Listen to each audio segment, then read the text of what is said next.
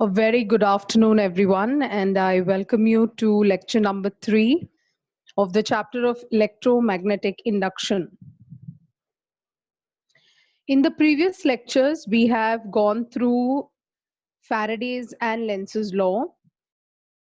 So made it a point to do the MCQs, multiple choice questions, with regard to the same. Now today, we will look into two important derivations. One is to prove Faraday's and Lenz's law, that is E is equal to minus d phi by dt. So I hope your notebooks are ready. Please take down the diagram which you can see on the screen.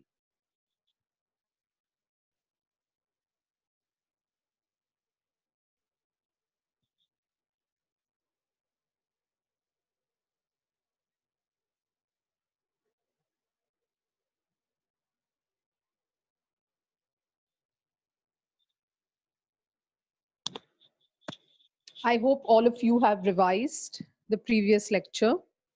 If the north is coming towards the coil will repel itself, opposing the movement. And if the north is going away, it will attract. So there is an opposition everywhere. So when north comes towards a stationary coil, the current in the coil will be anti-clockwise. And when north is going away from the coil, the direction of current in the coil will be clockwise. Similarly, if south is coming towards the coil, then the direction of current in the coil will be clockwise.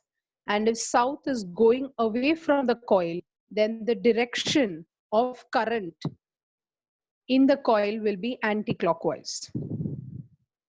We did two important concepts last time, self-induction and mutual induction. Self-induction is phi upon I, and mutual induction is also phi upon I.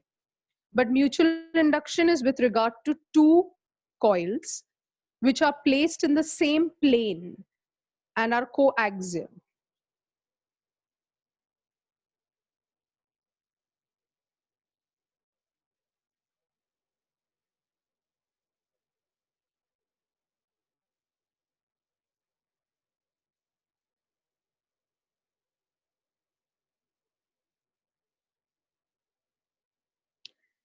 So let us start with the derivation. I hope you have taken this down.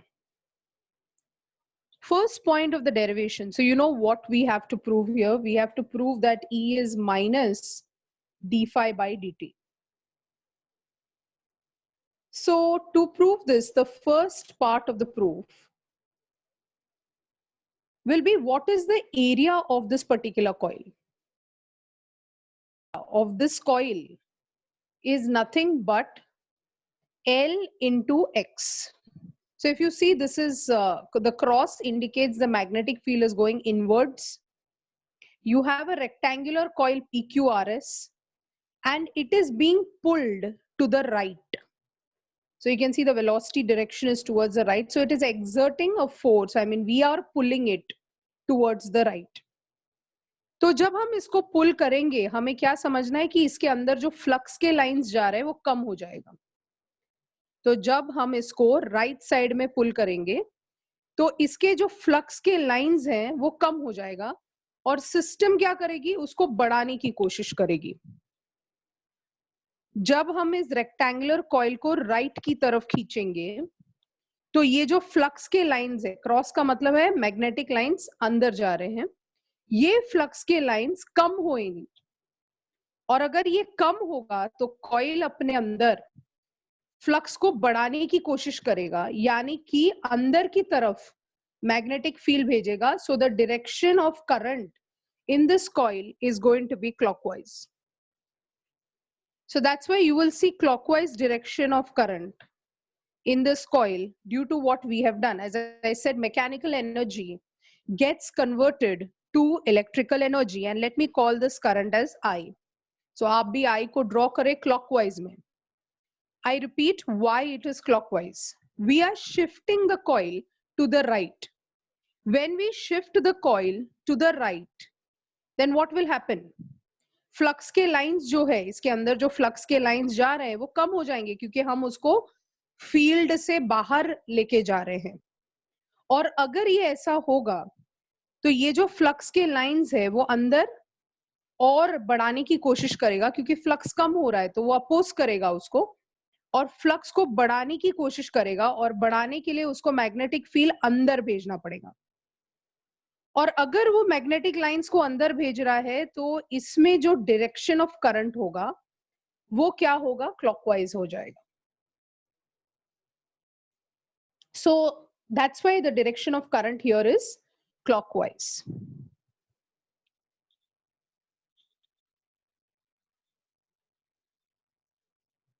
So what is the first step of this derivation?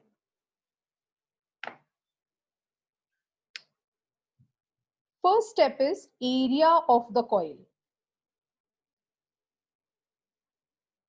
Area of the coil, जैसे कि आप देख रहे हैं, area of the coil will be L into X. L is the length PQ जो आपको दिख रहा रहेगा. X is कितना part of the coil is within the field. This is the derivation for Faraday's and Lenz's law. That's why prove that E is equal to minus d phi by dt. For those of you all who joined in late, this is the derivation for E is equal to minus d phi by dt. So what is the area of the coil? L into X. L into X आपका area of the coil हो गया. अब आगे सुनो. Flux क्या है? Flux क्या है अपना? B bar dot A bar जो हमने पढ़ा था, that is nothing but BA cos of theta. अब आप अपना डायग्राम देखिए, आपका डायग्राम ऐसा है और ये है आपका फ्लक्स. अब ये जो फ्लक्स के लाइंस हैं, अब ये जो फ्लक्स के लाइंस है वो कैसे जा रहे हैं? मैग्नेटिक फील्ड जो है इनवर्ड्स जा रहा है, राइट? और इसका एरिया वेक्टर भी आपको पता है, इसका जो एरिया वेक्टर होगा वो इसके अंदर ही होगा. B bar as well as A bar, both of it will go inside, and therefore the angle will be considered as maximum flux. So that means theta is equal to 0, cos 0 is equal to 1. आप parallelly लिखते जाएं. So flux is nothing but what? Bar cos of 0, that is 1. Point number 3. But A होता क्या है? L into X. तो flux क्या हो जाएगा? B into L into X.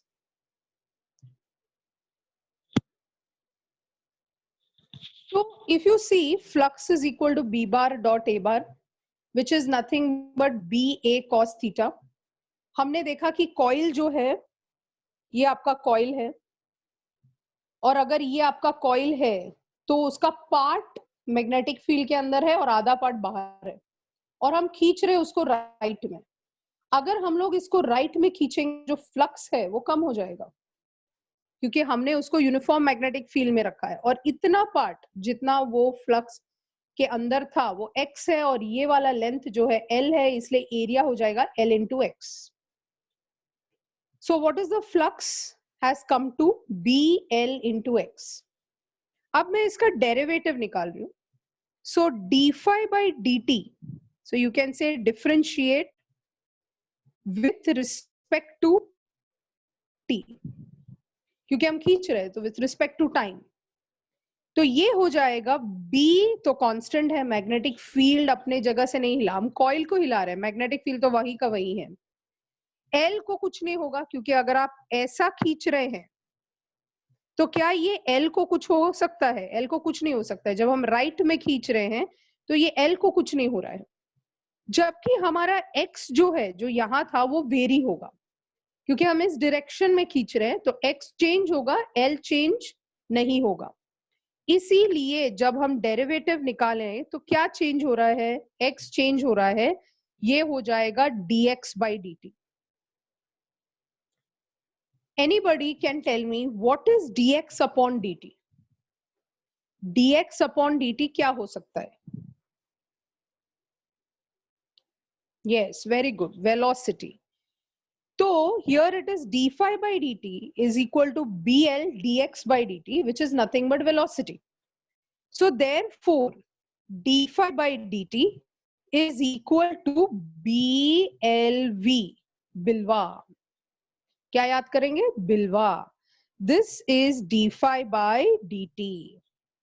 I repeat once again. पहले एरिया ऑफ द कॉइल बहुत ही simple है, डेरिवेशन बाय हार्ट आना चाहिए. एरिया ऑफ द कॉइल क्या है? L into x.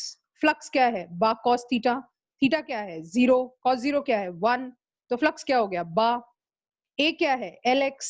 तो फ्लक्स कितना हो गया? Blx. फिर उसको डिफरेंशिएट किया, क्योंकि हम राइट साइड में पुल कर रहे हैं, आपको पता है L को कुछ नहीं हो रहा है, x आपकी चेंज हो रही है, तो जो चेंज होगा उसकी डेरिवेटिव निकलेगी. So वो हो जाएगा dx by dt. But you are smart, intelligent physics students. You know dx by dt is velocity. Therefore d phi by dt क्या हो गया? बिलवा.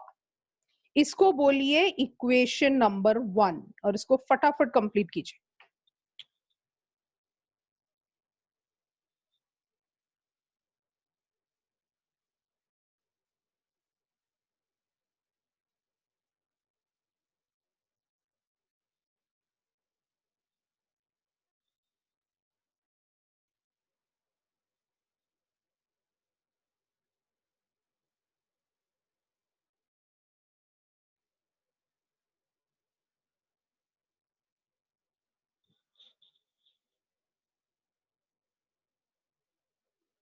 एंगल हम लोग एरिया वेक्टर अंदर की तरफ ले रहे हैं, इसलिए उसमें कंफ्यूजन नहीं होना चाहिए. जैसे अगर ये आपका कॉइल है, तो ये जो कॉइल का ये वाला पार्ट है, ये आपका एरिया वेक्टर है और आपने कॉइल को ऐसे रखा है, इसलिए आपका ए बार अंदर जा रहा है.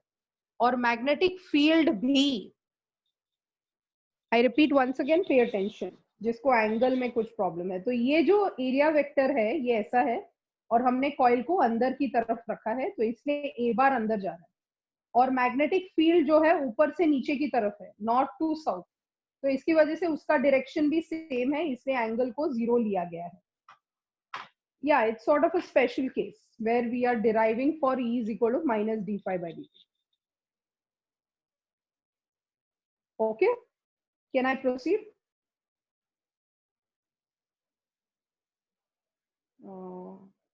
Can I proceed, Rishi? Yeah, thank you. So d phi by dt is equal to बिलवा. क्या बोलना है आज? d phi by dt is equal to बिलवा. आज का वही करना है. Area of the coil is equal to Lx. Lecture के बाद ब्रेक ले लो, खाना खा लो, सो जाओ, उठो वापस physics. So area of the coil is Lx. Flux is equal to bar cos theta. Theta is 0. Cos 0 is 1. Phi is bar. फिर हमने क्या किया? डेरिवेटिव निकाला. तो भूलना मत, d phi by dt क्या है? बिलवा. d phi by dt is बिलवा. Okay. So now we are proceeding. अब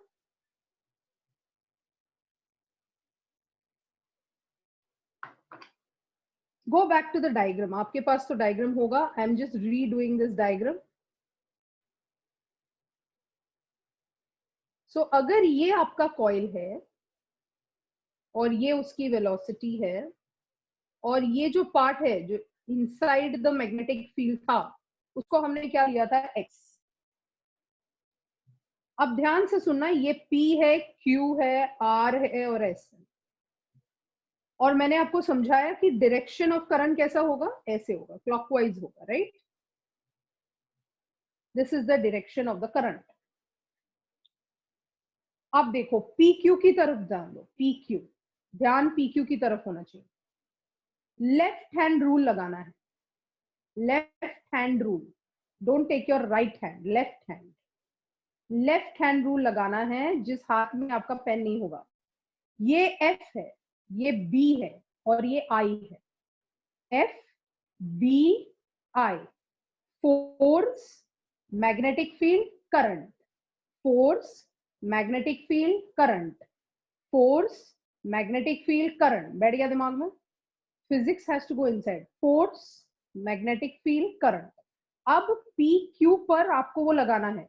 तो देखो मैं कैसे लगा रही हूँ. ये अंदर गया बिकॉज ये B है, तो B इनवर्ड्स जाएगा. B is going inwards. तो ये F है, ये B है और ये I है. बट I की डायरेक्शन कैसी है? ऊपर है, मतलब मेरा हाथ ऐसे हो जाएगा. बराबर है? सो ये अंदर जाएगा, ये ऊपर आएगा एंड मेरा थंब जाएगा लेफ्ट को. I hope you are catching the same way. Yes yes, try everything because then you will come to know. B अंदर की तरफ होगा, करंट ऊपर की तरफ जाएगा, तो आपका थंब लेफ्ट की तरफ आएगा, थंब लेफ्ट की तरफ आएगा. इसलिए आप देखेंगे कि फोर्स जो है एफ पी क्यू बोल सकते हैं इसको, एफ पी क्यू लेफ्ट की तरफ होगा. कुछ तो करो काम, क्वारंटाइन में बैठ के एटलीस्ट FBI तो करो. एफ बी और I. Okay, so this is physics way of doing yoga. तो ये एफ बी और आई है, तो आई ऊपर की तरफ होगा, ये अंदर की तरफ जा रहा है, तो आप देखेंगे the thumb should come to the left. I hope it is clear. अब सेम चीज आप क्यू आर पे लगाओ. क्यू आर थोड़ा इजी हो जाएगा क्योंकि करंट राइट में जा रहा है. This is current F B I. तो बुक के अंदर आपका मैग्नेटिक फील्ड जा रहा है. ठीक है, ये इजियर है, इसमें कुछ है नहीं बात. आप ऐसे करेंगे तो देखो थंब किधर जा रहा है, ऊपर, यानी कि फोर्स लगेगी ऊपर. This is F Q are बार. ध्यान से सुनना, ध्यान से सुनना. ठीक है, अब यहां जो है, यहां मैग्नेटिक फील्ड नहीं है. किधर, आरएस में. आरएस में जो है मैग्नेटिक फील्ड नहीं है, तो यहाँ कोई फोर्स नहीं लगने वाली. इधर आ जाओ क्योंकि ये वाला पार्ट वापस मैग्नेटिक फील्ड के अंदर है. तो यहाँ पर कैसे हो जाएगा, the current is going again, you have to do something. ये magnetic field is going inwards, ये साइड में जाएगा तो ये नीचे की तरफ है.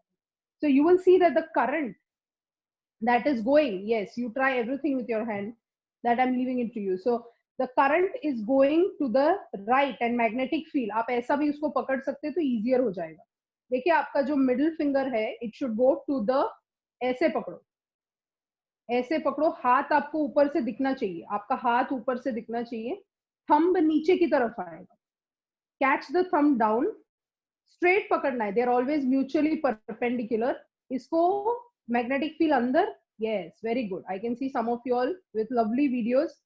so here you put the finger right inside. ये जो पॉइंटर है इसको बुक की तरफ पॉइंट करो, बुक की तरफ पॉइंट करो, आएगा आएगा, बुक की तरफ पॉइंट करो. हाँ, बुक की तरफ.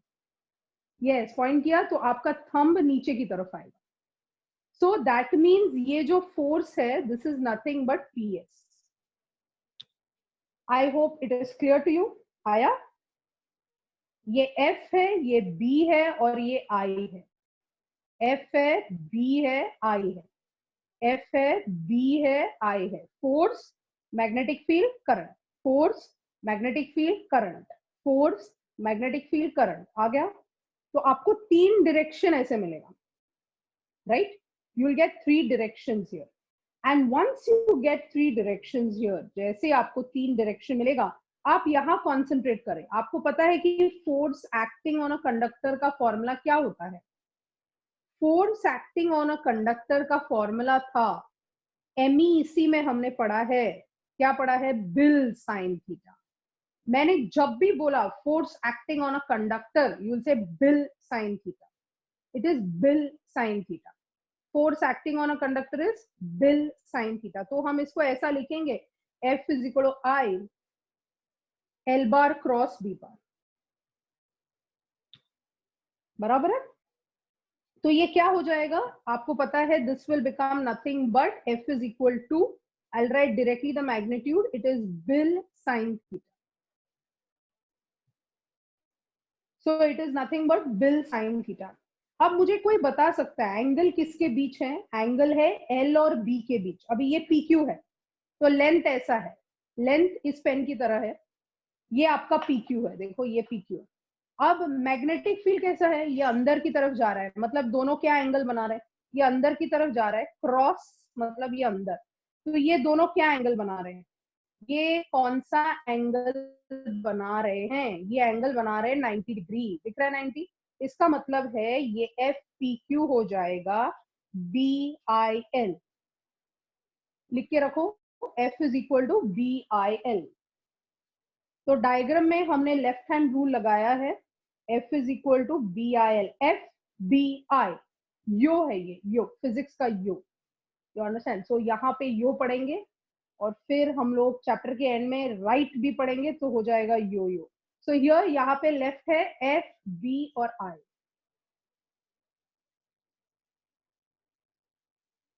आ गया, पी क्यू आ गया। अभी मुझे बताओ कि फोर्स यहाँ क्या होगा, क्यू आर में क्या फोर्स लगेगा, एफ क्यू आर। अगर मुझे एफ क्यू आर लिखना है तो क्या हो जाएगा, बी होगा, आई तो सेम होगा, but L L L L क्या है, यहाँ एल नहीं है, यहाँ एक्स है, तो आपको बिक्स साइन थीटा मिल रहा है, कुछ B I X sine theta मिल रहा है। अब कोई मुझे बताएगा कि इस लाइन में ये क्यू आर है, ओके ये क्यू आर है, अब इसका मैग्नेटिक फील्ड कैसा है, वापस अंदर की तरफ मैग्नेटिक फील्ड है, वापस क्या एंगल है 90, बराबर है, क्योंकि ये आपका लेंथ है, ये ब्लैक पेन लेंथ है, और मैग्नेटिक फील्ड जो है इनवर्ट जा रहा है, तो वापस एंगल क्या हो गया 90, तो ये आ जाएगा बी आई एक्स। तो लिखें F Q R is equal to B I X. कोई मुझे बॉक्स बता रहा है, B I x box.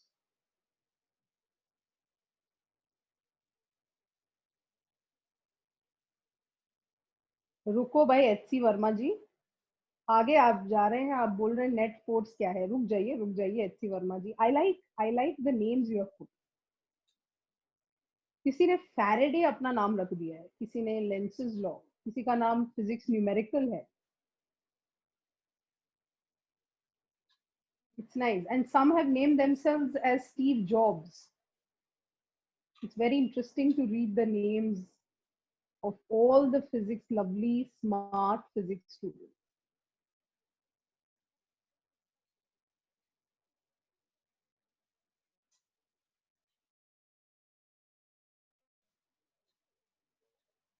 Okay, so यहाँ लिख दिया। अब सिमिलरली FPS भी लिख सकते हैं हम लोग, FPS क्या है बोलो, FPS क्या होगा, FPS क्या होगा, वहां का लेंथ क्या है, FPS में कौन सा लेंथ कंसिडर करेंगे, L वाला कि X वाला, X वाला। तो यहाँ पर तो आपको क्या मिल रहा है, मैं शॉर्ट में लिख रही हूँ, आपको मिल रहा है एफ पी क्यू जो है, आपको बी आई एल मिल रहा है, एफ क्यू आर जो है आपको बी आई एक्स मिल रहा है, एफ पी एस जो है आपको बी आई एक्स मिल रहा है। क्या लग रहा है अभी नेक्स्ट क्या होगा, नेट फोर्स क्या होगी, अभी नेट फोर्स क्या होगी, थिंक अबाउट इट। एक फोर्स ऊपर जा रहा है, एक फोर्स नीचे आ रहा है, एक फोर्स लेफ्ट जा रहा है, तो ये जो दोनों फोर्स हैं मतलब क्यू आर और पी एस क्या हो जाएगा, उनको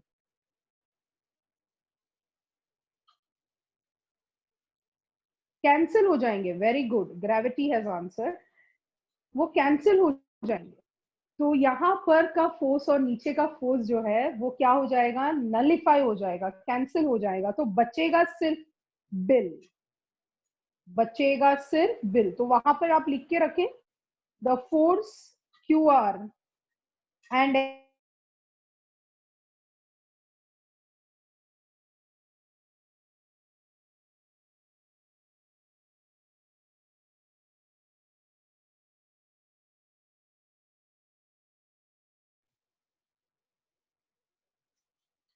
बिल लिख दिया। तो नेट फोर्स क्या है, बिल। यानी कि आप दिमाग लगाओ, जो करंट इसके अंदर हुआ, जो भी चेंज ऑफ फ्लक्स इसमें हुआ, क्योंकि हमने तो एक ही चीज किया, हमने सिर्फ इसको खींचा। जब हम राइट की तरफ इस रेक्टेंगुलर कॉइल को खींच रहे हैं तो यहाँ पर चेंज इन फ्लक्स हो रहा है। According to Faraday's and Lenz's law इसमें करंट फ्लो होगा, और उस करंट फ्लो की वजह से यहाँ पर क्या हो गया, फोर्स लग गया। कहां पर फोर्स लग रहा है, लेफ्ट में। मैं कहां पुश कर रही हूँ, राइट में, और ये फोर्स कहाँ खींच रहा है, लेफ्ट में। ये तो ये खींचने वाली बात होगी, राइट। मैं राइट में फोर्स लगा रही हूँ और सिस्टम क्या कर रहा है, लेफ्ट में खींच रहा है। मतलब we have to do work, हमें वर्क करना है अगेंस्ट दिस फोर्स, हमें वर्क करना है against this force. I repeat what I said.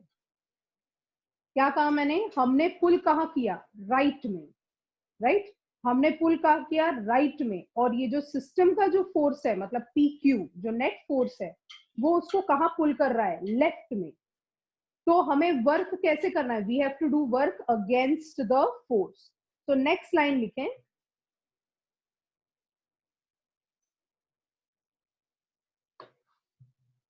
So I am giving you in short, फिर आप स्टेटमेंट्स टेक्स्ट बुक में देख सकते हैं।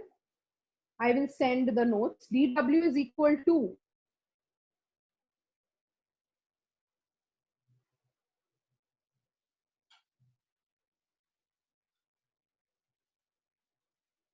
ऐसा लिखा मैंने, DW क्यों लिखा, क्योंकि हम पूरा नहीं खींच रहे उसको, थोड़ा सा खींच रहे हैं, इसलिए हम लोग DW लिखेंगे। पूरा कॉइल को बाहर नहीं लेके गए, थोड़ा सा खींचा। जब हम थोड़ा लेते हैं तो small distance, small work done.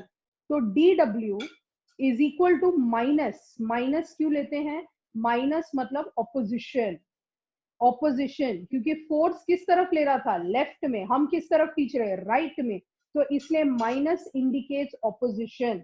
जो फोर्स PQ है वो कॉइल को लेफ्ट में लेके जा रहा है, जबकि हम खींच रहे हैं राइट में, and therefore it is negative. Negative means opposition.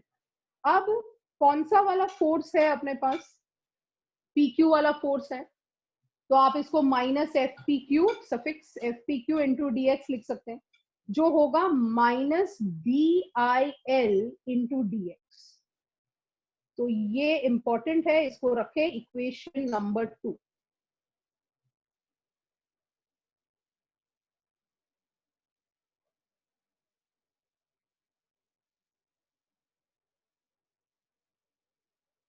हो गया। अब देख लो, we know that, text book कहता है वी नो दैट, अभी we know what, now we know that work done को हम ऐसा लिख सकते हैं, EIDT, EIDT। तो ये आया कहां से, वर्क डन, E मतलब वोल्टेज, I इंटू DT। कोई सोच सकता है कि वर्क को उसने ऐसा कैसे लिख दिया। Can you think about something which connects work with voltage, current and time. कौन सा फैक्टर है, yes, Raunak has answered, yes, Steve, EMI, everyone. So power, power क्या होता है, power is equal to VI। देख लो मैं कैसे, फिर वो ये एग्जाम, ये डेरिवेशन में नहीं आना है, ये तो मैं आपको बता रही हूँ। पावर क्या होता है, V इंटू I। पावर क्या होता है, rate at which work is done, मतलब W upon T is equal to V के बदले हम लिख रहे हैं EI, राइट। हम लोग पूरा वर्क नहीं कर रहे पूरे सिस्टम में, इसलिए ये DW है और ये DT है। You understand, you can use power is equal to VI, so DW हमारा क्या हो जाएगा, EIDT हो जाएगा। एक दूसरा तरीका भी है जिससे हम ये निकाल सकते हैं, you know that V is equal to W upon Q, V is equal to W upon Q, ये आपने 11th स्टैंडर्ड इलेक्ट्रोस्टैटिक्स में पढ़ा होगा। अब W क्या हो गया है, Q इंटू V, V को मैं E लिख देती हूँ। अब ये I, Q क्या होता है, can I say Q is nothing but I into T, that is I into, I can make this as DT into E, और इसको मैंने DW कर दिया। आप कैसे भी इसको लेके आए वो ऐसे ही आएगा, EIDT, DW is equal to EIDT, DW is equal to EIDT। ये आपको याद करना ही पड़ेगा। I hope it is clear. So ये इक्वेशन बोले, equation number 3, equation number 3। We are coming to the end of the derivation, हमारे पास 3 इक्वेशन है। So what do we know, we know that DW is equal to EIDT। आप दोनों equations देखे 2 और 3 को, अगर आप 2 और 3 को ऑब्जर्व करेंगे, I hope you are awake, you did not sleep through the derivation. Left hand side is DW, left hand side क्या है, DW है, तो हम राइट हैंड साइड को इक्वेट कर सकते हैं। तो राइट हैंड साइड को EIDT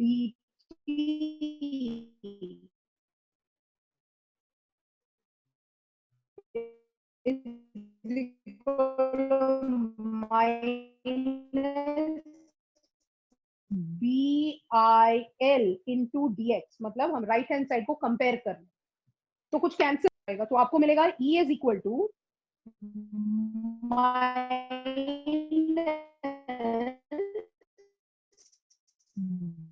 BL minus BL dx upon dt, वो dt नीचे लेके है वापस. What is dx upon dt? Velocity. तो हमें क्या मिल रहा है? हमें मिल रहा है E is equal to minus BLV.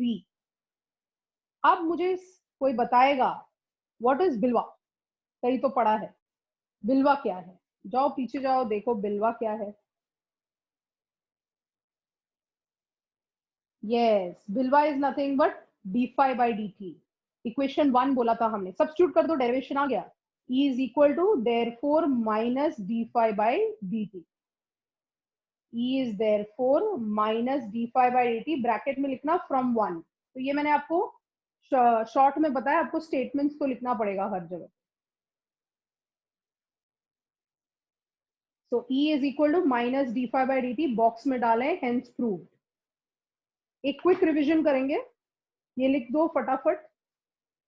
E is equal to minus बिल्वा के बाद लिखना फ्रॉम 1, therefore E is, बिल्वा क्या होता है हमने ऑलरेडी डिराइव किया है, from 1 E is minus d phi by dt. Let's do a quick revision of the derivation. Diagram अपने सामने रखो, डायग्राम अपने सामने रखो. Keep the diagram right in front of you. Now, first one. Ready? Area of the coil. क्या था? Area of the coil था A is equal to L into X. A is equal to LX.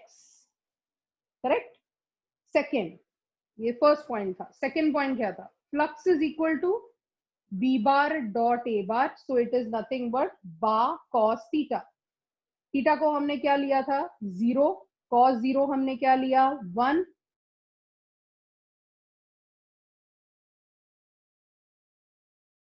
हो गया BLX. याद है इतना तक? अब पॉइंट नंबर 3, हम डेरिवेटिव निकाल रहे हैं, तो ये क्या होगा? D phi by D T is equal to BL dx by dt. And you very smartly told me dx by dt is nothing but what? Velocity. तो हमें क्या मिला? बिल्वा. तो ये हमारा बन गया था equation number 1. Okay, physics is very easy. अब हम क्या करेंगे? हमें फोर्स निकालना था. फोर्स हमने निकाला. फोर्स में हमने 3 फोर्स निकाले. एक था FPQ, एक था FQR और एक था FPS. राइट?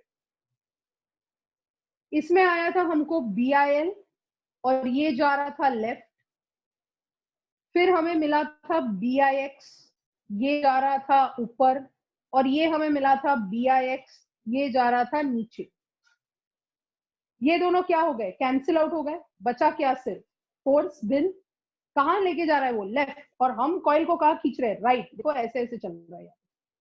हम खींच रहे हैं राइट और फोर्स लगा रही है लेफ्ट. तो हमें वर्क डन करना है. वर्क डन ऑपोजिट डायरेक्शन में करना है, इसलिए हम लिखेंगे DW. याद आया? DW क्या था? माइनस FPQ इंटू DX, मतलब आएगा minus BIL DX. Minus BIL DX. Minus BIL DX. भूलना नहीं है. We know that. You know what? You know that DW is equal to EIDT. Idiot नहीं है वो, EIDT.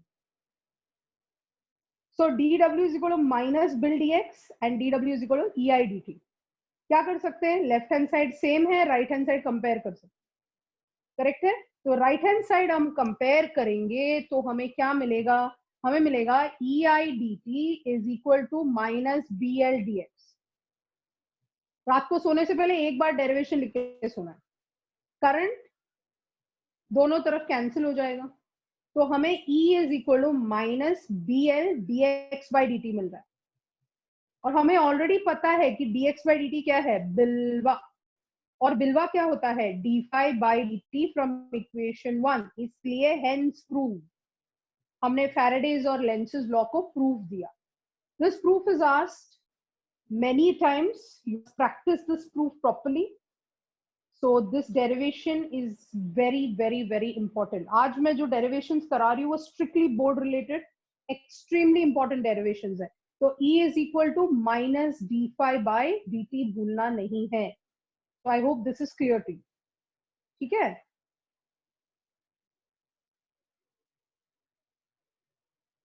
Done? Let's move on to the next derivation. तो हम second derivation जा रहे हैं.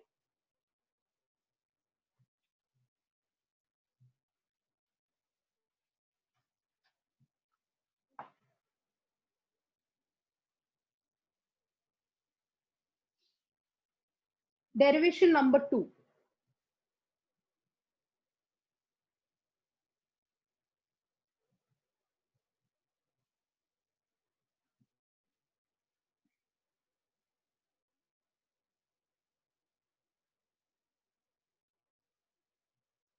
EMF induced in a coil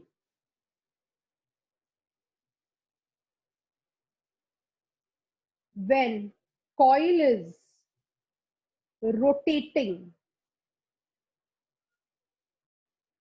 in uniform magnetic field.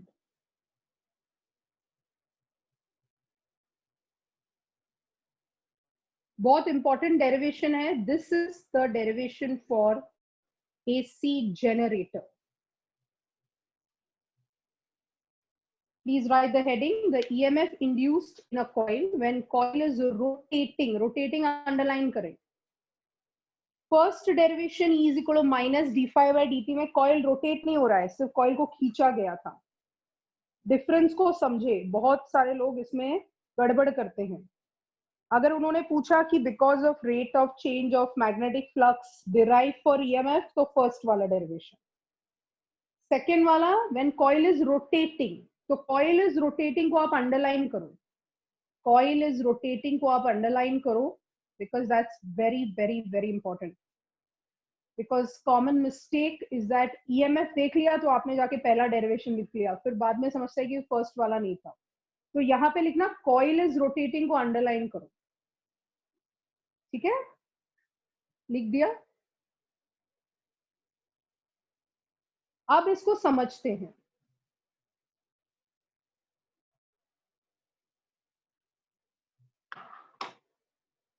मान लो ये मेरा कॉइल है, ऐसा रखा है मैंने. ये कॉइल है, ये इसका एरिया वेक्टर है, ये इसका एरिया वेक्टर. ठीक है, और मैग्नेटिक फील्ड अंदर की तरफ जा रहा है. So I just make this thing. ये मैग्नेटिक फील्ड है आपका. तो ये इनवर्ट जा रहा है. मैंने कॉइल को ऐसा रखा है और यहां पर आपका एरिया वेक्टर है. ठीक है, अब मेरे को बताओ मैग्नेटिक फील्ड और एरिया वेक्टर के बीच का एंगल क्या है?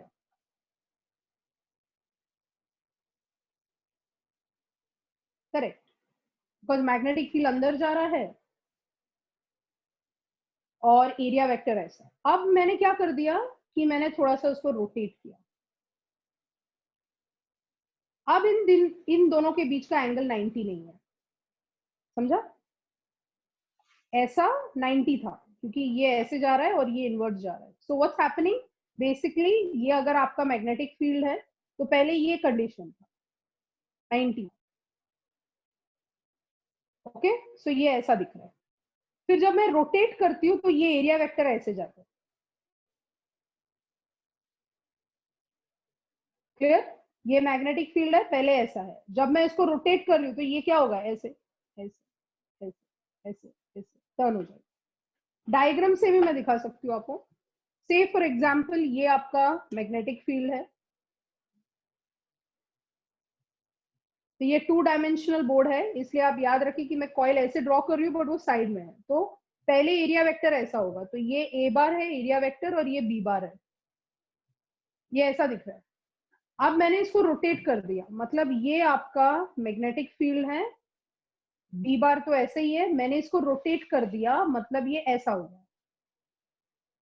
बराबर? तो इसका एरिया वेक्टर ऐसे होगा क्योंकि एरिया वेक्टर इस कॉइल को छोड़ के नहीं जाएगा. तो दोनों के बीच का एंगल देखो, अभी 90 नहीं है, मतलब ये थीटा चेंज हो रहा है. यहाँ पे क्या चेंज हो रहा है? थीटा चेंज हो रहा है. मतलब flux is equal to BA cos theta में पहले डेरिवेशन में बी चेंज नहीं हुआ, समझ रहे? बा कॉस थीटा में क्या चेंज हो रहा है, यहाँ पे थीटा चेंज हो रहा है, कुछ ना कुछ तो चेंज होना चाहिए। अब इस केस में कैसा है, दोनों पैरेलल है, यू अंडरस्टैंड? इस केस में कैसा एंगल चेंज हो रहा है, मतलब याद रखना पूरे चैप्टर ऑफ ईएमआई में कुछ ना कुछ चेंज होना चाहिए। कुछ ना कुछ मतलब क्या, फ्लक्स। देखो पहला जो लास्ट लेक्चर था, स्लाइड याद है? फ्लक्स किन तीन चीजों पर डिपेंड करता है?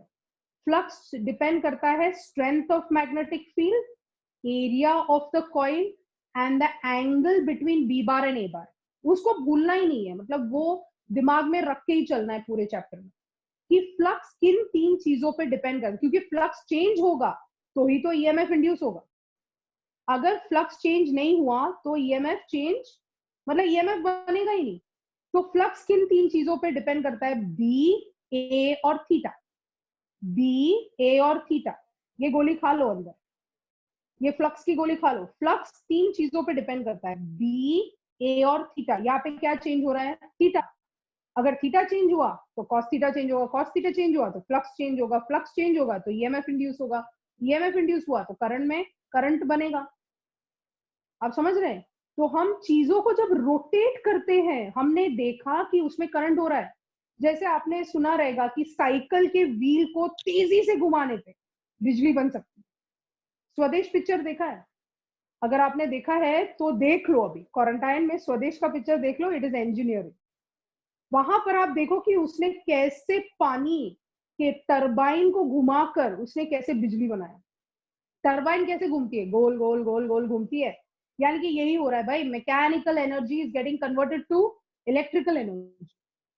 समझ रहे हैं आप? Mechanical energy is getting converted to electrical energy, mechanical energy is getting converted to electrical energy. सो हम एसी जनरेट कर रहे हैं। यहाँ पे क्या जनरेट कर रहे हैं? हम इलेक्ट्रिसिटी को जनरेट कर रहे हैं।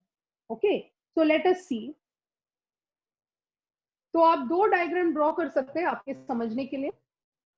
नोटबुक में आप ऐसा ड्रॉ करके रखें ताकि आपको बाद में काम आएगा। This is your B bar और ये आपका कॉइल है और इसका जो ए बार है वो इस तरफ ही। फिर आप ऐसा ड्रॉ करके रखें कि जब आप कॉइल को घुमा रहे हैं, सेम डायग्राम को रिपीट करके एंगल को थोड़ा मॉडिफाई करें।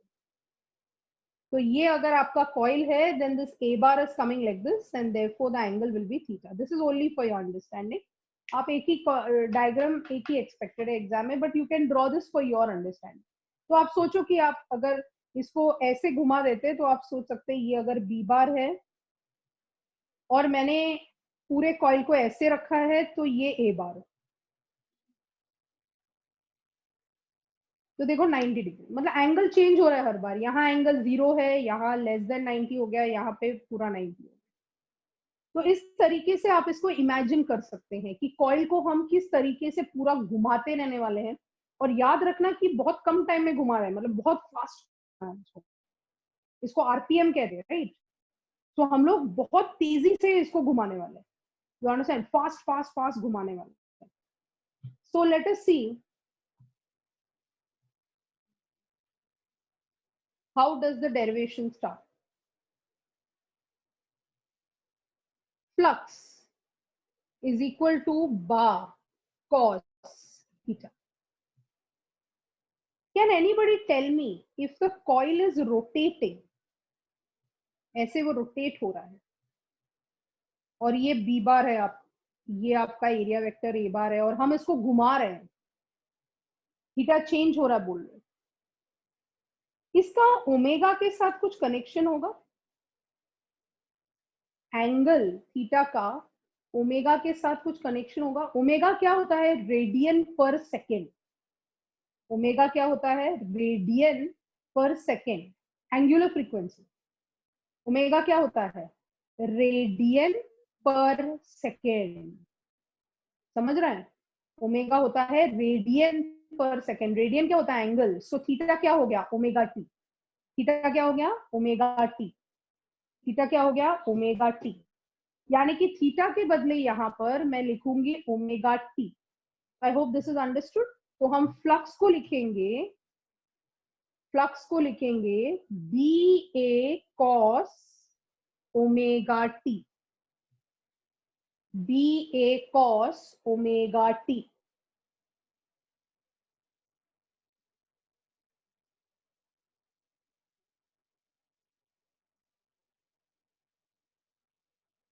Yes, plane of the coil is kept perpendicular to magnetic field, जिसका वो डाउट था। हमने पढ़ा था फ्लक्स के 3 केसेस थे। Plane of the coil is parallel, plane of the coil is perpendicular and plane of the coil is making some angle. याद है फर्स्ट लेक्चर? तो ये हम प्लेन ऑफ द कॉइल को परपेंडिकुलर रख रहे हैं, नहीं तो फ्लक्स जाएगा ही नहीं। हम ऐसे रख रहे हैं ना, उसको ऐसे रख रहे हैं, राइट? और मैग्नेटिक फील्ड ऐसे जा रहा है, तो फ्लक्स तो जाना चाहिए, इसके अंदर से फ्लक्स जाना चाहिए, नहीं तो क्या फायदा हुआ।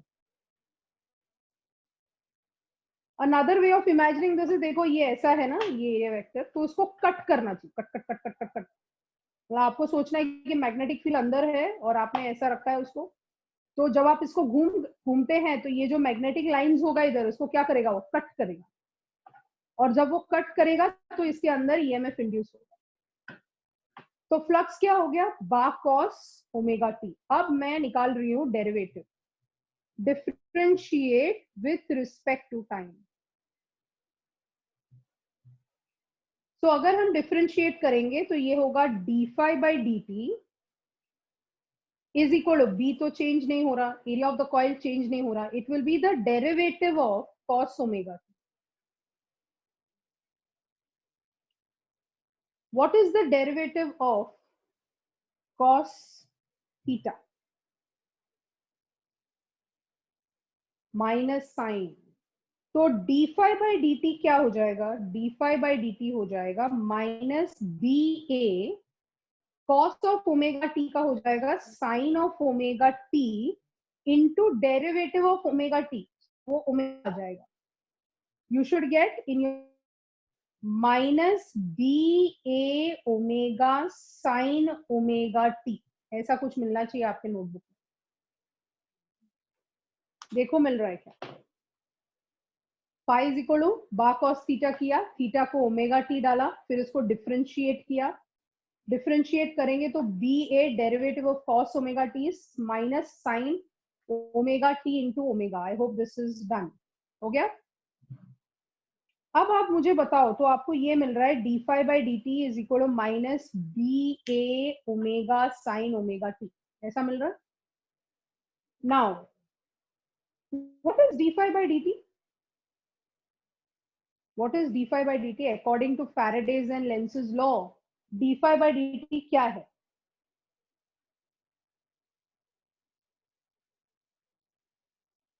d phi by dt क्या है? माइनस ई, माइनस मत भूलना, d phi by dt is nothing but minus c। तो लिखो according to Faraday's and Lenz's law, according to Faraday's and Lenz's law,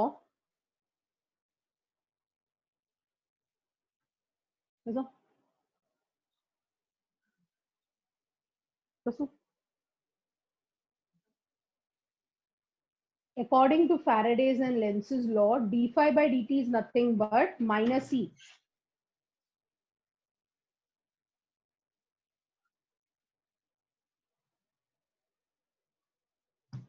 तो आपको क्या मिलेगा? आपको मिलेगा माइनस, दोनों तरफ निकल जाएगा, तो आपको मिलेगा E is equal to B A omega sine omega T, ऐसा कुछ मिल रहा है।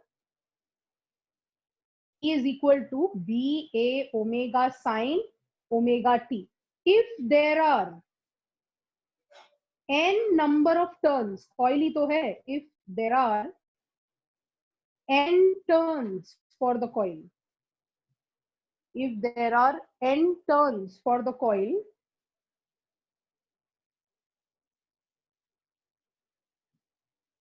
so can I say E is equal to n b a omega sin omega t? कुछ लोग डेरिवेशन के बिगिनिंग में भी नंबर ऑफ टर्म्स डालते हैं, मतलब जब हम फ्लक्स लिख रहे थे तो वहीं पर वो B A N cos theta से स्टार्ट करते हैं, तो एन आप बिगिनिंग में भी डाल सकते हैं। I have put it at the end. So EMF, because I considered my number of turns as 1. तो यहाँ पे आपको क्या मिल रहा है, देखो कुछ मिल रहा है यहाँ पे, बनाओ, दिख रहा है क्या, बनाओ साइन ओमेगा टी, क्या मिल रहा है, बनाओ साइन ओमेगा टी, कुछ बनाने वाले हैं आप, क्या बनाने वाले हैं, sine omega T, we will see what you have just created. अब इस इक्वेशन को बॉक्स में डाल के रखे, बहुत ही इंपॉर्टेंट है, E इज इक्वल टू बनाओ sign omega T.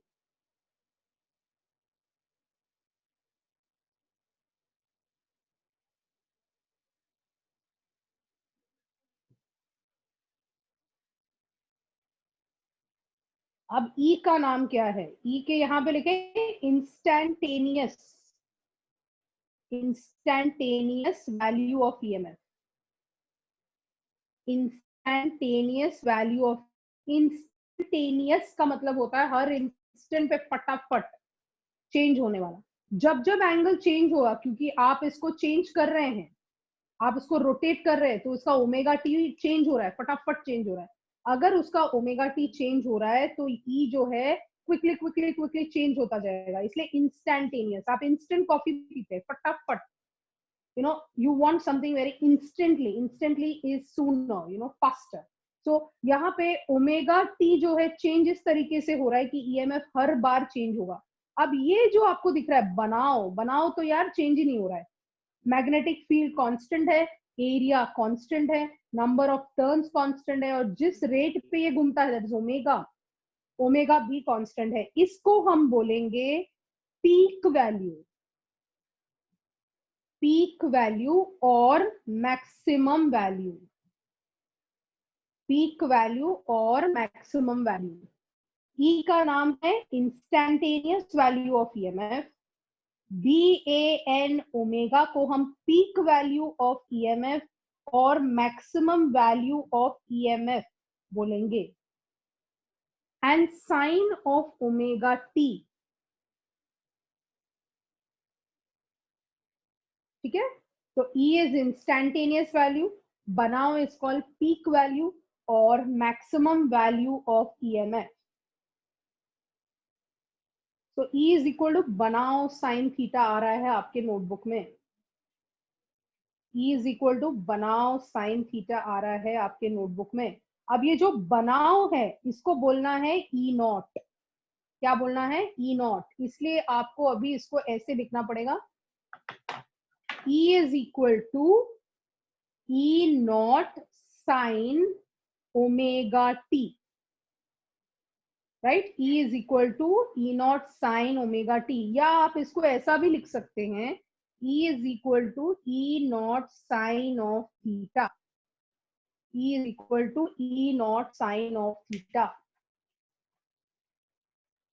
E is equal to E naught sine of theta, क्योंकि ओमेगा टी तो थीटा ही था।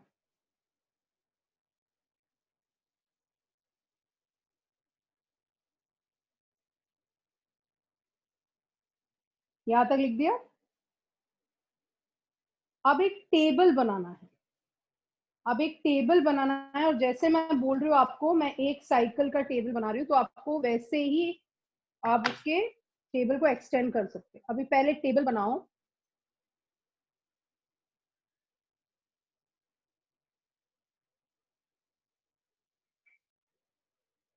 टी थीटा ई,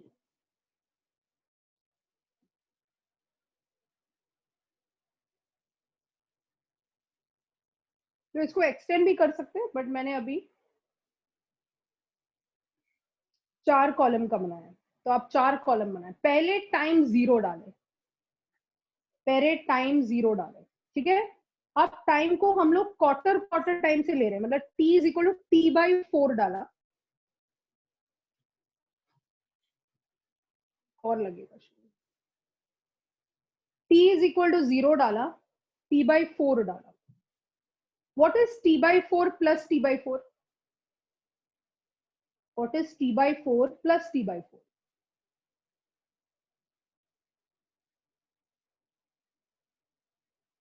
जल्दी बताओ, T/4 plus T/4 is T/2, yes. Now T/2 आ गया, वापस क्वार्टर साइकिल बढ़ाओ, t/2 प्लस t/4 क्या है? t/2 plus t/4, 3t/4, very good. अब 3t/4 प्लस t/4 क्या है? 3t/4 प्लस t/4 क्या है? 3/4 प्लस क्वार्टर कितना हो जाएगा? t। देखो मैंने क्या किया, क्वार्टर क्वार्टर साइकिल बढ़ाया, पहले 0 लिया, फिर t/4 लिया, t/4 plus t/4 is t/2, t/2 plus t/4 करेंगे तो आपको क्या मिलेगा? 3t/4, 3t/4 से t। अब देखो मैं थीटा कैसे निकालती हूँ, ध्यान से देखना। थीटा क्या था? Omega T. थीटा क्या था? Omega T. अब ओमेगा क्या होता है? 2πf होता है। ओमेगा क्या होता है? 2πf। एफ क्या होता है? 1 अपॉन टाइम पीरियड होता है, इनटू टी। समझ में आया कैसे निकालेंगे? Theta is equal to omega T. अब आपको हर बार जो टी बोलू वो डालते जाना है। पहले टी को डाला 0, यहां सब्सटीट्यूट करना है। पहले वाला टी क्या है? 0।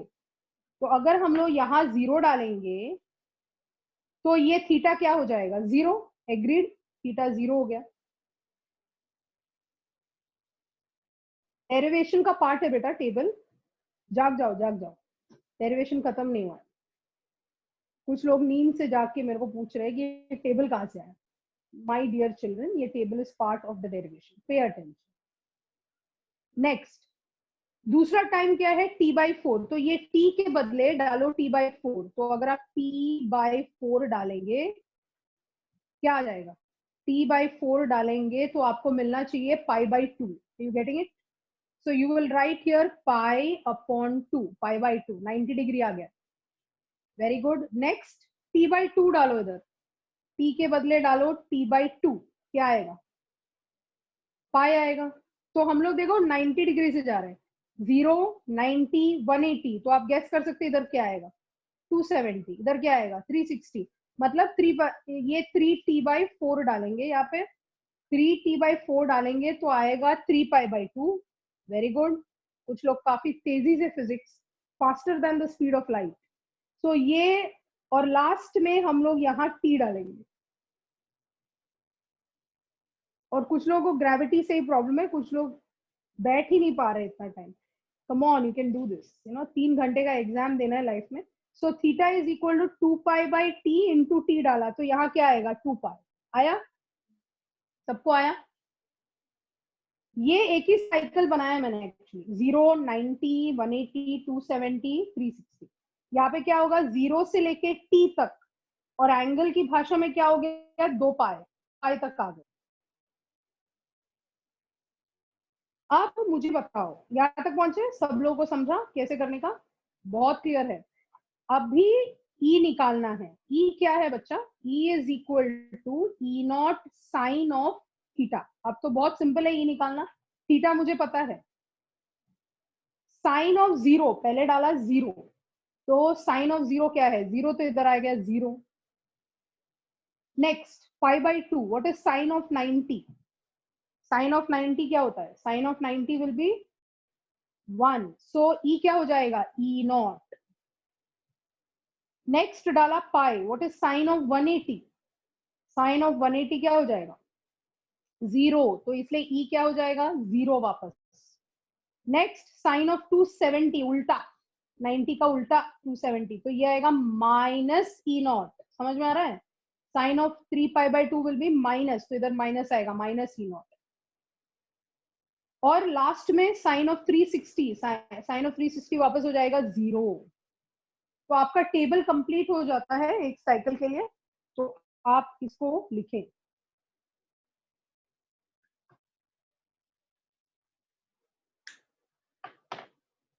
अब इसकी ग्राफ बनानी है, तो स्केल से ग्राफ बनाएं। यहां ले लें t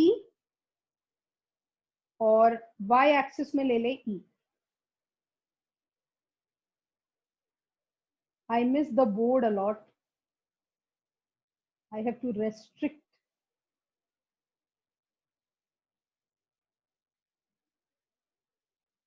यस, स्टीव जॉब्स ने करेक्टली आंसर किया है कि ग्राफ कैसे आएगा. Very good. I am sure you must be missing the classroom, your friends, all the masti, all the comments.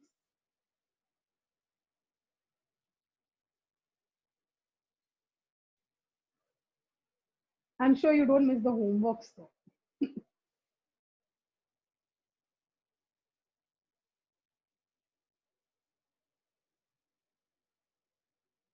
आप देखो मैं क्या कर रही हूँ, आप देखेंगे कि इधर का हाईएस्ट वैल्यू ई नॉट है, एक प्लस ई नॉट है, एक माइनस ई नॉट है, इसलिए मैंने यहाँ प्लस ई नॉट लिखा और दूसरी जगह पे माइनस ई नॉट लिखा.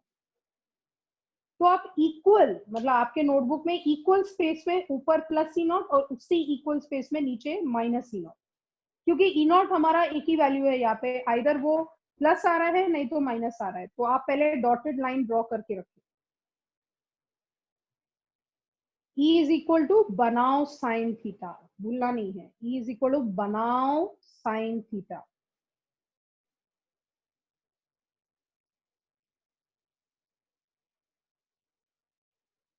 अब देखो प्लॉट करना है उसको. जब टाइम 0 होगा, ये टाइम 0 है, ये मान लेते हैं t/4 है, ये मान लेते हैं t/2 है, ये मान लेते हैं 3t/4 है, और ये मान लेते हैं t है. तो पहले एक्स एक्सिस पे सारे टाइम लिख के रखो. 0, t/4, t/2, 3t/4 and t.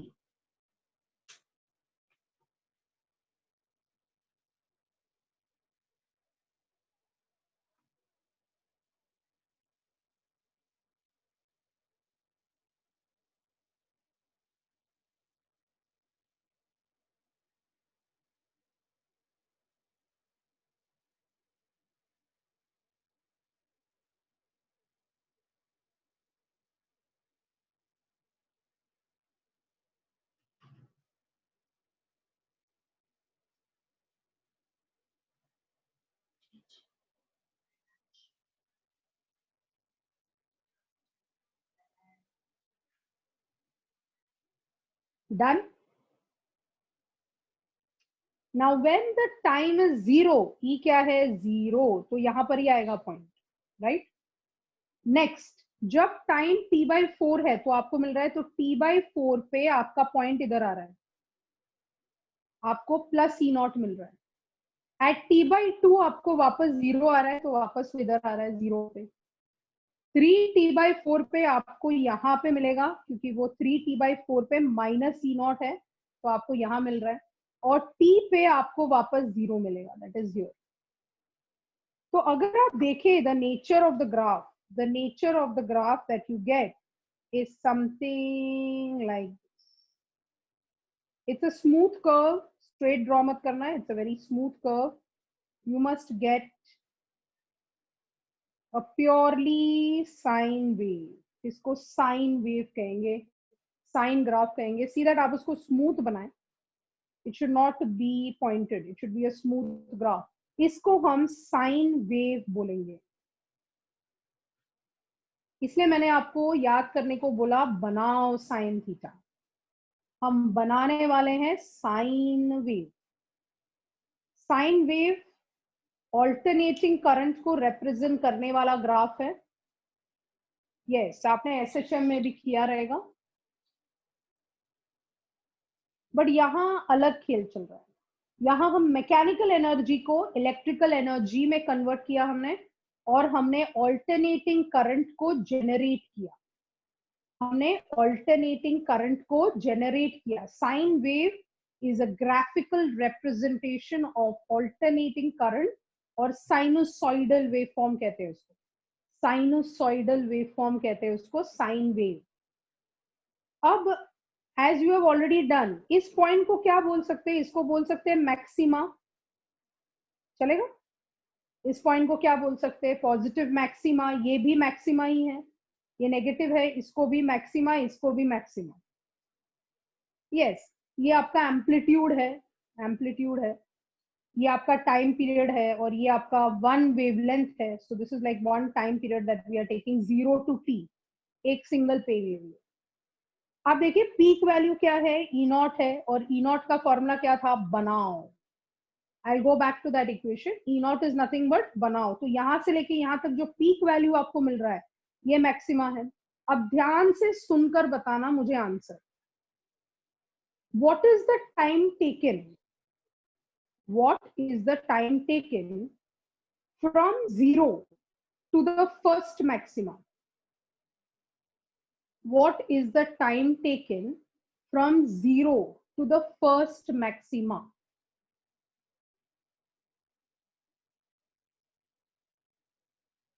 Correct. First maxima तक कितना टाइम लग रहा है, t/4। फर्स्ट मैक्सिमा तक कितना टाइम लग रहा है, t/4। Very good. What is the time taken between two consecutive minima? What is the time taken between two consecutive minima? ये 0 है, मिनिमा है, t/2 में भी क्या आ रहा है, मिनिमा आ रहा है। ये दो कंजिक्यूटिव मिनिमा के बीच कितना टाइम, कितना होता है, t/2। आंसर होगा t/2। एक और question, what is the time taken between two consecutive maxima? What is the time taken between two consecutive maxima? वापस कितना हो जाएगा, t/2 हो जाएगा, क्योंकि यहां से लेके यहां तक t/4 है, यहां से लेके यहां तक t/4 है, तो ये पूरा डिस्टेंस कितना हो जाएगा, t/2 हो जाएगा। So the time taken between two consecutive minima is t/2. The time taken to reach the first maxima is t/4. इसमें बहुत बहुत इंपॉर्टेंट क्वेश्चंस है, इसलिए आपको इसमें मिस्टेक नहीं करना है, हमें इक्वेशंस में डालना है इसको। So between two minima t/2 to reach the first maxima t/4. Between two maximas it is again t/2. So now what we had done before, हमने ये लिखा था E is equal to बनाओ साइन थीटा, हमने ऐसा लिखा था, और थीटा हमारा क्या है, ओमेगा टी है। इसको क्या बोला था हमने, पीक वैल्यू। देखा आपने, पीक, पीक मतलब ये हाईएस्ट वैल्यू है, यहां तक हाईएस्ट वैल्यू कितना आ रहा है अपना साइन वेव का, यही आ रहा है। ई नॉट को हम लोग ऐसा लिख सकते हैं, ई नॉट इज BAN ओमेगा। इसको हम ऐसा लिख सकते हैं, BAN 2πf, BAN 2πf। इसको हम ऐसा भी लिख सकते हैं, BAN 2π/T।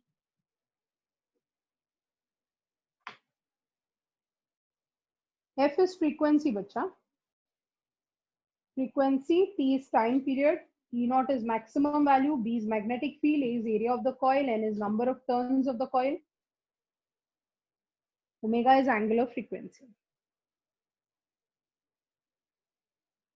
तो E naught के सारे फॉर्मूलाज लिख के रखे, बनाओ ban 2πf, ban 2π/T। तो याद है डेरिवेशन कहां से शुरू हुआ था, हमने फैराडेज और लेंसेज लॉ से चालू किया था। E is equal to minus d∅/dt से, ये यानी कि फ्लक्स के फॉर्मूला से ही चालू होता है, जबकि प्रीवियस डेरिवेशन एरिया से चालू हुआ था। तो भूलना नहीं है कि कौन कहाँ पे चालू हो गया, नहीं तो कंफ्यूजन होता है एग्जाम में। फिर हम आजू बाजू पूछ लेते हैं, आत्मनिर्भर बनो, पढ़ लो।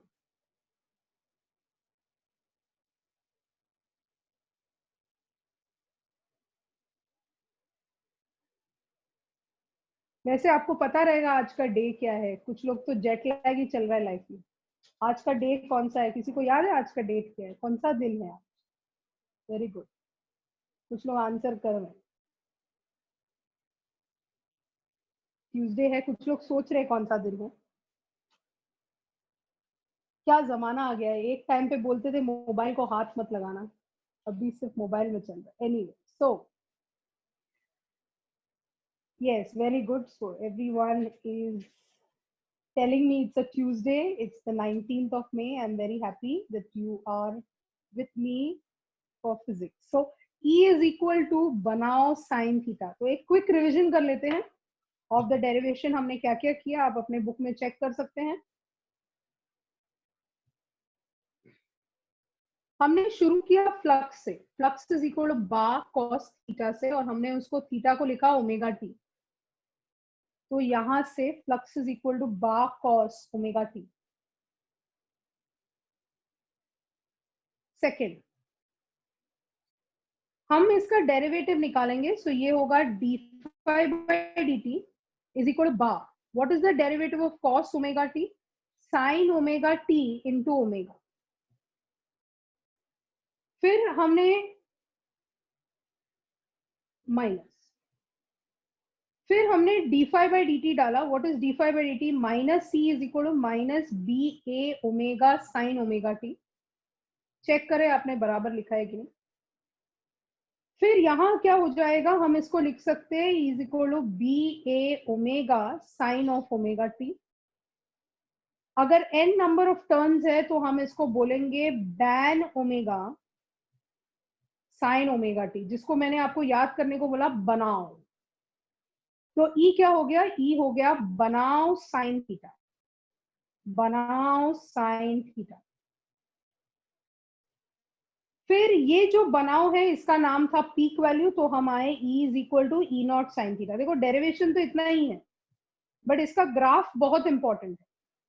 तो E is equal to E naught sine theta, भूलना नहीं है। ये कब आता है, जब कॉइल रोटेट होता है, कॉइल रोटेट हो रहा है।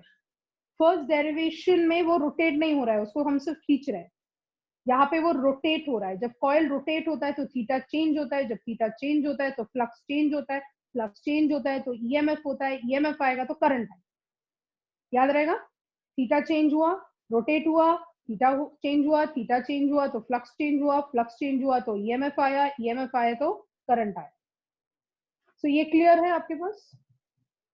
एक लास्ट पॉइंट की तरफ जाते हैं,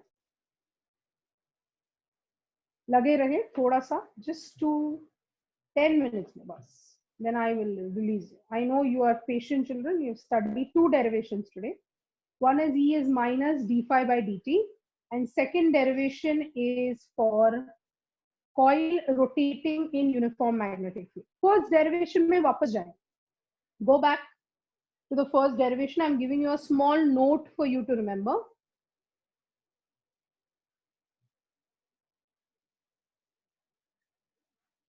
11th स्टैंडर्ड में आपने मैग्नेटिज्म पढ़ा, राइट? आपको याद है vertical component of earth's magnetic field, horizontal component of earth's magnetic field, याद आ रहा है कुछ? थोड़ा सा रिकैप कर सकते हैं, थोड़ा सा सोच सकते हैं before I give you this. Earth, ये ज्योग्राफिकल एक्सिस था और ये आपका मैग्नेटिक एक्सिस था, ऐसा कुछ था।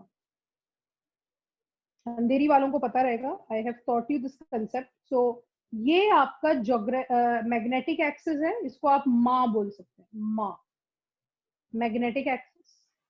और ये आपका ज्योग्राफिक एक्सिस, यस, किसी को याद है, किसी ने लिखा है केक का एंगल, वेरी गुड। सो ये मैग्नेटिक एक्सिस है और ये ज्योग्राफिक एक्सिस।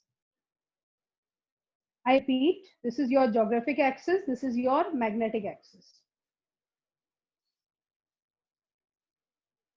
Now, इन दोनों के बीच का जो एंगल है, ज्योग्राफिक एक्सिस ज्योग्राफी के हिसाब से, मैग्नेटिक एक्सिस फिजिक्स के हिसाब से, मैग्नेट को जब हम अर्थ के फील्ड में, अर्थ के सरफेस पे हम इसको सस्पेंड करते तो ये इस डायरेक्शन में आ जाता है, तो इसको हम मैग्नेटिक एक्सिस कहते हैं। ज्योग्राफिक एक्सिस और मैग्नेटिक एक्सिस के बीच के एंगल को हम थीटा लेते हैं।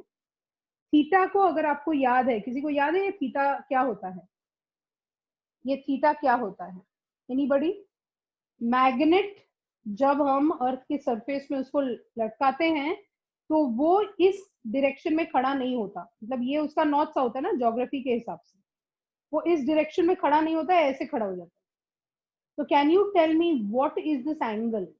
इस एंगल को कहते हैं angle of declination, angle of declination. Declination का मतलब होता है डिक्लाइन करना, मना करना, वो इस डायरेक्शन में नहीं खड़ा होगा, वो ऐसे खड़ा हो रहा है। So this angle is called as the angle of declination. ध्यान से सुने मैंने क्या कहा.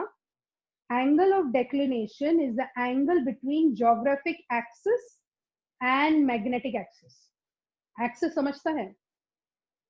आप एक फल ले लें घर पे और फिर वहां से अगर एक पिन आप डालेंगे, पिन, तो अगर आप एक पिन डालेंगे तो वो जिस तरीके से जाएगा वो एक्सिस कहलाती है.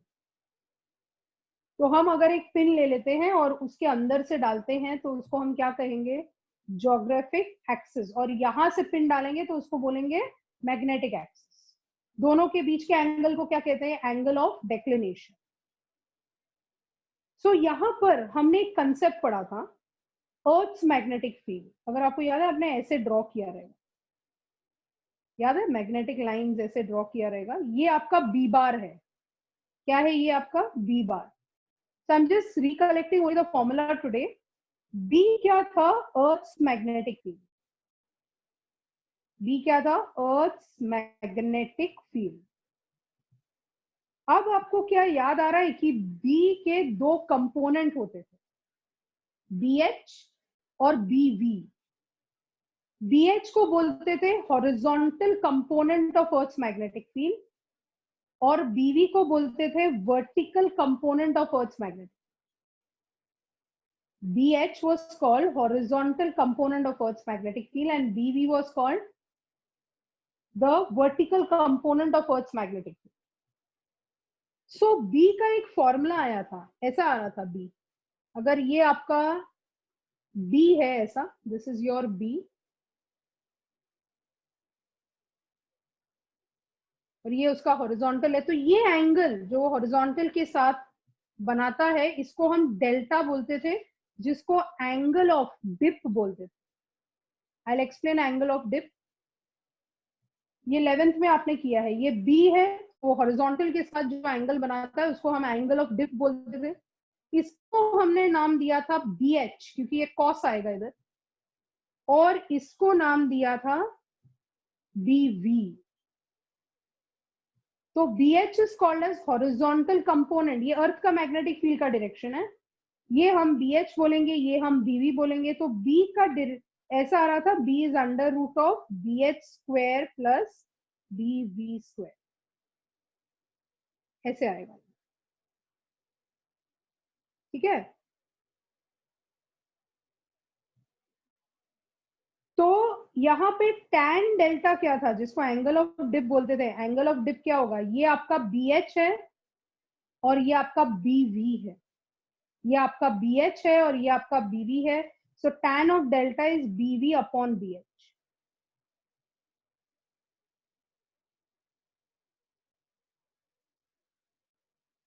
ये लिख के रखें, अपने को चाहिए. I will explain to recollect what you studied in 11th standard, but अभी फिलहाल ये लिख के रखें.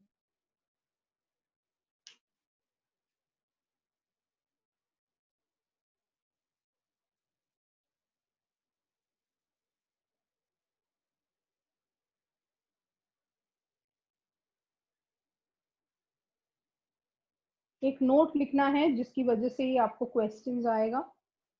That's why you right this. BH is nothing but B cos of delta. BH is nothing but B cos of delta. And BV is nothing but B sin of delta. Angle of dip. Earth's magnetic field आप refer कर सकते हैं 11th standard का Earth's magnetic field.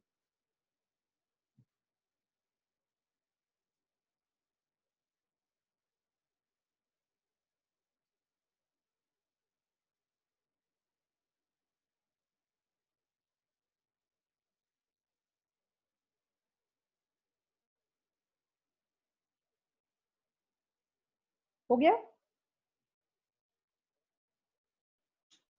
So I just want you to remember this first.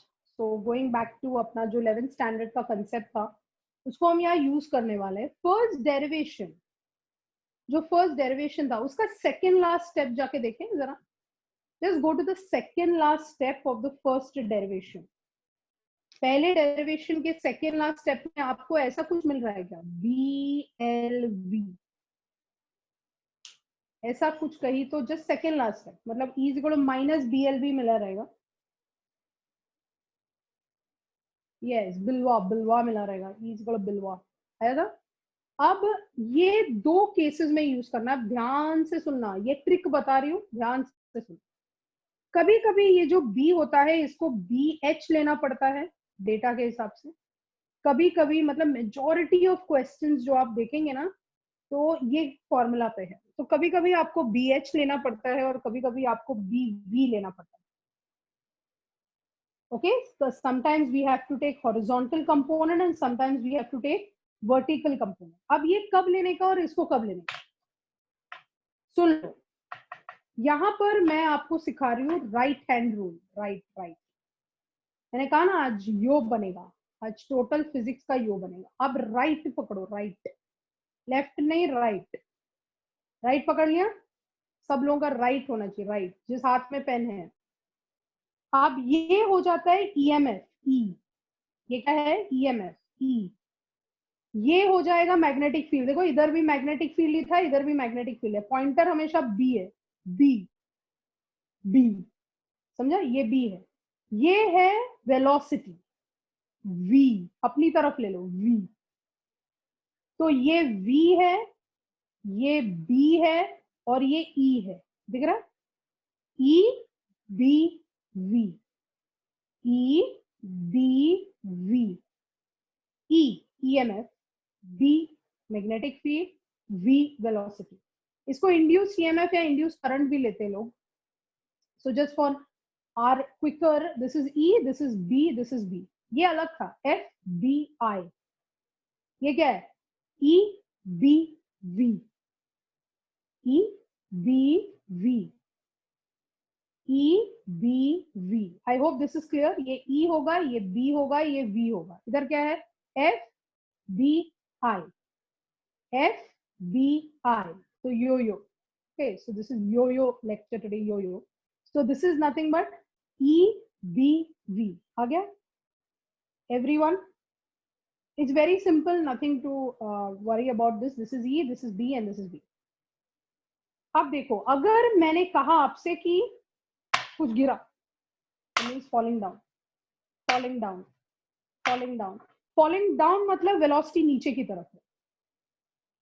ध्यान से देखो, velocity नीचे की तरफ है। अगर वेलोसिटी नीचे की तरफ है तो आपका पॉइंटर कहाँ दिख रहा है, हॉरिजॉन्टल, बराबर है। आपका थंब नीचे की तरफ गया तो आपका पॉइंटर कैसे दिख रहा है, साइड में, मतलब वेलोसिटी गया वर्टिकल नीचे। बट ये तो ऐसा 90, they are all mutually perpendicular. तो अगर मैंने इसको नीचे की तरफ डाला तो आपका ये जो पॉइंटर है, देखो पॉइंटर कहाँ जा रहा है, पॉइंटर जो है वो हॉरिजॉन्टल में है। तो जब भी anything is falling, if I say rod is falling at a height, तो आपको BHLV लेना है, याद रहेगा। If a rod is falling, then आप क्या लेंगे, BHLV by the direction that I told you। ये ट्रिक है आपके लिए ताकि ये faster. So if a rod is falling, तो मैंने कहा वेलोसिटी नीचे की तरफ है, तो समझ जाने का क्या यूज करना है, BHLV। अब ये देखो, ये कब यूज करना है, अगर कुछ EMF मैंने कहा कि is on the meter gauge of a train. Train कैसे जाता है, हॉरिजॉन्टल। ट्रेन कैसे जाता है, हॉरिजॉन्टल। कौन सा है वेलोसिटी, ये थंब है, तो इसको ऐसे पकड़ो, ऐसे, हॉरिजॉन्टल। ट्रेन कैसे जा रहा है, हॉरिजॉन्टल। प्लेन कैसे जाएगा, हॉरिजॉन्टल। तो ये कैसे खड़ा है, ऊपर की तरफ, दिख रहा है। ये बी कैसे खड़ा है, ऊपर की तरफ, वर्टिकल। जब आप यहाँ पर लेफ्ट की तरफ थंब को खींच रहे हैं तो आपका पॉइंटर ऊपर की तरफ है, तभी आपको यूज करना है BVL। So whenever I say rod is falling, आप लिख के रख सकते हैं, whenever I say rod is falling, तो आप यूज करेंगे BHLV। whenever I say meter gauge of a train, और मैंने एरोप्लेन के विंग्स पे, wings of an aeroplane, wings of an aeroplane, wings of an aeroplane बोला, तो एरोप्लेन जाता कैसे है भाई, एरोप्लेन, देखो एरोप्लेन में, एरोप्लेन के केस में आपको दोनों याद करना, एरोप्लेन कैसे जाएगा? हॉरिजॉन्टल, ऐसे जाएगा हवा में, तो वो ऐसे जा रहा है, तो उसका जो बी रहेगा वो वर्टिकल हो जाएगा, क्योंकि हम कर रहे हैं इसको ऐसे रखना, समझा? तो ये वर्टिकल हो जाएगा। तो अगर एरोप्लेन बोला तो बीवी यूज करना है, ट्रेन बोला तो बीवी यूज करना है, रॉड गिरा बोला तो, ऑब्जेक्ट गिरा बोला तो बी एच यूज करना है। This is the simplest way, याद रहेगा। तो ये मैग्नीट्यूड के केस में ले रहे हैं, E is equal to B L V. Now suppose I said, अब ध्यान से आंसर करना, a helicopter is going north, a helicopter is moving north, तो ये वाला लू कि ये वाला लू, बी एच लू कि बीवी लू? सोच के बताना। हेलीकॉप्टर इज मूविंग नॉर्थ, मतलब हेलीकॉप्टर मुंबई से दिल्ली गई, इन अदर वर्ड्स। तो will I use B H और विल आई यूज बीवी? देखते कौन जाग रहा है, किसमें है दम। Helicopter is moving north, Mumbai से दिल्ली गया, किसी को भी पूछो, दिमाग है कि नहीं पता चलेगा। हेलीकॉप्टर मुंबई से दिल्ली, मतलब helicopter is moving north, so should I take BHLV और should I take BVLV? Think think think think think think think. Yes, I have to take BVLV. अबे हेलीकॉप्टर, हेलीकॉप्टर नॉर्थ जा रहा है, तो अगर नॉर्थ जा रहा है तो जाएगा तो हॉरिजॉन्टली ना, तो ऐसे थोड़ा ना उड़ रहा है हेलीकॉप्टर। सो BHLV तो आएगा ही नहीं, क्या आएगा? BVLV। तो आप जाग रहे हो, very good. So I hope you will be able to understand the three formulas we did today. एक हमने डेरिवेशन किया, E is equal to minus D five by D T, फिर हमने बनाओ साइन थीटा किया, हमने आज AC जनरेटर पढ़ा, हमने कॉइल को रोटेट करके बनाया साइन वेव, और थर्ड हमने BHLV और BVLV के डिफरेंस पढ़ा कि कब कहाँ यूज करना है। ओके, सो यस, तो we can take off with EMI now, because ये हमारा बेस है। ये हमने जो पढ़ा है आज 3 लेक्चर्स में, वो हमारा बेस है। आप अच्छे से इसको रिवाइज करें, ताकि नेक्स्ट लेक्चर में we will be able to again put some concept. अब देखो क्या क्या पढ़ रहे हैं, दिमाग में रखो। रॉड गिरा तो BHLV, क्या याद करना है? रॉड गिरा तो BHLV, ठीक है। कॉइल रोटेट हुआ तो बनाओ साइन थीटा, कॉइल रोटेट हुआ तो बनाओ साइन थीटा, और कॉइल को अगर पुल किया तो E is equal to minus D five by D T. याद रहेगा, 3 चीजें बताई मैंने। रॉड गिरा तो BHLV, प्लेन चला तो BVLV, यस। कॉइल रोटेट हुआ, कॉइल रोटेट हुआ तो बनाओ साइन थीटा, और कॉइल को अगर हमने सिर्फ शिफ्ट किया तो minus D five by D T. याद रहेगा, coil shifted, Faraday's and Lenz's law, coil rotated, बनाओ sin theta, rod fell, BHLV, plane चला, helicopter चला तो BVLV, ठीक है। That's it for today. Thank you very much. Stay safe. Okay, study well. Physics is life. Love physics and keep studying. Take care. Goodbye.